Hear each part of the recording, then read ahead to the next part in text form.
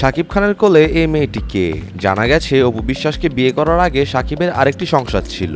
অপুকে বিয়ে করার কারণে 1 বছরের মধ্যেই পুরনো সংসারটি ভেঙে যায়। এই ফুটফুটে বাচ্চাটি কি তাহলে শাকিব খানের? হ্যাঁ, ডিভোর্স হওয়ার 2-1 মাস আগে এই মেয়েটি জন্ম নেয়। শাকিব খান কিভাবে এই বাচ্চা মেয়েটির কথা চিন্তা না করে অপুকে বিয়ে করে বসলেন?